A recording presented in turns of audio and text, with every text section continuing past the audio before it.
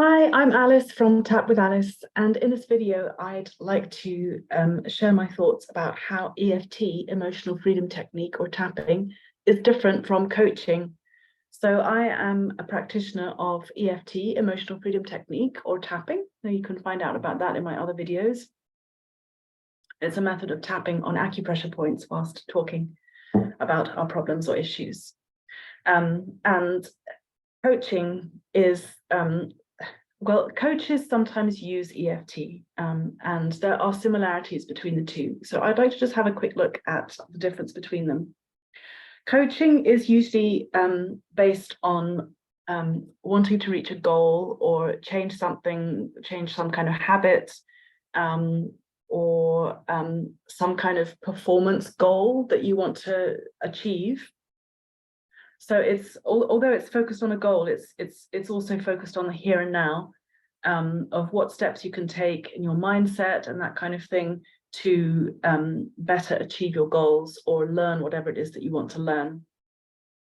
Whereas EFT, it can be focused around a goal, for example, wanting to stop eating chocolate, or wanting to reduce your anxiety and panic attacks, or wanting to feel more confident about getting a job that you want, something like that.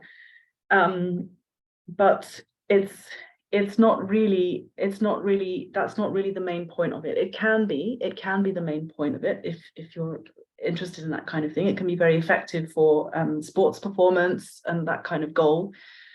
But usually, and especially the way that I work with my clients, it's more about personal transformation, and really looking at the inner workings of your psyche in order to be your best self, to be clear about what you want in life, how you can achieve that, who you are and who you are not, and clearing and balancing past traumas that are stopping you from being your best self. Coaching doesn't really go into the past issues, the past traumas. It's more about how you can change your mindset here and now. Coaching also tends to be more of a process. So although it's personalized, a coach normally has in mind a kind of process that they want to go through, where maybe they'll have 12 sessions that they offer, and the first session they'll do this, and the second session they'll do that, and the third session they'll look at this area. And it does usually end up being very personalized to the person, and there's a lot of talking and listening and reflecting back to the person and observing what the person needs and what they're like. But there is usually some kind of overall shape or purpose to their process, whereas in EFT, certainly in the way that I work, there isn't. It's entirely client-led, the way that I work. So people will come with their things that they want to get out of it. I won't call it a goal, but obviously somebody will come with something they want to get out of it. They want to feel better in some way. And I don't have a process. Each session is client-led, and it depends on what the client brings that day. There is an overall shape. Usually in the first session, I will be able to find out what the client's main 2 or 3 life issues are. And then usually I'll spend 3, 4, 5, 6, or maybe more sessions to work through their main, maybe their traumas or their main issues that they're facing now.